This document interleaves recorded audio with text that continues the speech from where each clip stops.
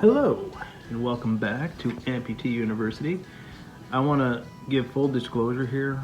I just did like a 10 or 15 minute video for what I thought was a video, and I wasn't paying attention to the fact that my camera was off. So I'm going to persevere and do it again. Here we go. Anyway, this video is going to be about for hip dysartic patients who are seeking out a prosthetist, more or less a part 2 of the last video I did, choosing a prosthetist. Now, the challenging thing for a hip dysartic is simply this. When you seek out a prosthetist, not many of them have had experience or much experience with hip dysartics. We're very, very rare. Now, you know this because if you get on the high-level amputee supports, Facebook page, there are 251 of us, and this is, God knows, across country or across the world, I don't know. There's not many, very many. And it's a whole different ball of wax as far as the socket, alignment, and complexity of getting somebody to walk. And if you're hip dysartic watching this, you know exactly what I'm talking about. Now, so I got very, very lucky. I found somebody in my area, John Tayo, Syracuse Prosthetics, who is fabulous. He has experience with hip dysartics. He has got to be one of the best in the country as far as making sockets and aligning and understanding how that works. Not everybody does. So when you seek out a prosthetist, please do your homework. Please ask the questions, which the most basic question would be, how much experience do you have making sockets for hip dysartic patients? How much experience do you have aligning and setting up somebody who is a hip dysartic? Now, my fear is somebody's going to say, oh yeah, we got that covered. No, we know exactly what we're doing. Because they're looking to gain experience too. So if you go with this person, I hope it's awesome and I hope it's the best thing ever. If you get fitted for a prosthetic leg and your gut is telling you it's not right, you're in pain, things aren't getting resolved, it's uncomfortable. If that goes over time and it's not resolved, you really have to think about seeking somebody else out. Now, what is normal discomfort and what is abnormal discomfort? Normal discomfort is, it's kind of like wearing a shoe, I guess. When you come inside with your shoes on, you want to take them off just because it's a little bit more comfortable. Not that your shoes are uncomfortable. It's just nicer to have that airy, free feeling, right? I think that's how your socket should be. When you're wearing it, it's kind of like wearing a shoe. It's not as comfortable as when it's off, but it's comfortable. It's not causing you pain, and you can put it on for an extended period of time and you're not miserable. It might be hot at times, like your shoes, but it's not hurting you. If your shoes hurt you, what do? You get new shoes. You don't live with it. And if you had to live with it, you would toss the shoes and go around barefoot. It's the same thing with a socket and a prosthetic device. It shouldn't hurt you.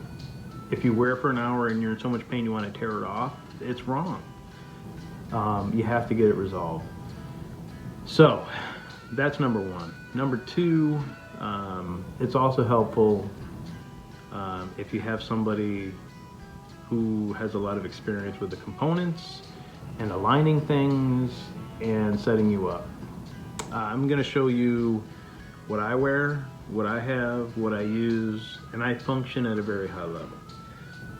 So, first thing I want to show you is my socket. There are some newer technologies out there with sockets, bikini style sockets that are more open and airy and probably a little bit lighter. I have zero experience with that. I cannot speak to it at all.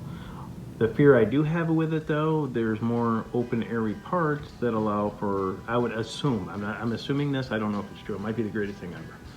But the fact that it's open and airy leads me to believe there's more movement in the socket, and if there's more movement, it's not sticking to my body as well. And if I do what I do, which is run, jump, and do highly active things, I don't want this socket even separating from my body a little bit. I need that on. So here's what I have. This is more of a traditional old school socket. Okay, this is all hard laminate. There are you know, it's definitely not a bikini socket. You know, and this was originally fitted with a liner. Over time, I really started to dislike the liner. I don't like it. What I did was, I forgot the name of the material they lined it with, but they lined it with a kind of like soft material inside, and I prefer that much more. It's just glued to the inside, and in every way, I think it's better. Less thing to mess with too. I don't like putting a liner on, and it's a little bit cooler. So anyhow, that's my socket. Secondly, I use this. This is the Helix hip joint from Autobach. Fabulous hip. This thing changed my life. I'm convinced of that. Prior to this, it was very hard just to walk. I used to fall all the time in the yard and etc. The hip was completely unstable. The old hip, I wish I brought it up here with me right now, but it's an old hinge joint with a spring. If a prosthetist tries to put you into that, I'm willing to bet that your ability to walk is going to be much more difficult. You can't control it. Like, I feel like I've gone as far as I can go with this hip Disartic thing, and if you put me in one now, I would be like a stumbling fool. So anyway, the spring hinge was deadly and dangerous. Thank goodness for the sea leg. Now I lost my focus a little bit because apparently my storage was full and I had to go delete a bunch of stuff. So I'm gonna get my train of thought back here. So I talked about the hip, I talked about the knee. Those are the biggest things. The foot doesn't really matter. You know, you're gonna want some kind of a carbon fiber foot. I like a little bit of feedback in the toe, kind of you give that little push off. I like that, some people might not. The new foot I have is, I believe, an Autobach Triton foot, and it's so stiff that I don't get a lot of push off. It might as well be wood. I mean, it's like, yeah, I don't get much of anything. The older foot I had a good spring to it. And again, I think I mentioned this before I lost my train of thought. The sea leg, the newer one, is so long that I need a shorter foot and it limits my options. I'm hoping I find something because I think it would save me a bunch of energy if I get a little bit of feedback on that. So I think that's it. I'm just going to reiterate, if you go to a prosthetist, you get set up, you're in the thing, and you can't get comfortable and it's unresolved, you really have to seek another solution. I have a low battery now. Good. You have to seek a solution. And truthfully, getting on the high-level amputee support site and offering the question of let me say that again. Getting on the amputee support line and asking others who they've had success with, and possibly getting a referral in your area. If you can't, it'd be well worth traveling. I mean, I hate to say that because no one wants to travel, but in the long run, if your mobility increases, your independence increases, you have your hands free, I think in the long run, you're gonna be a lot happier. So don't give up.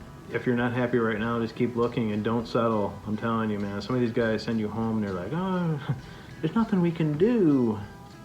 BS. Figure it out. All right, later.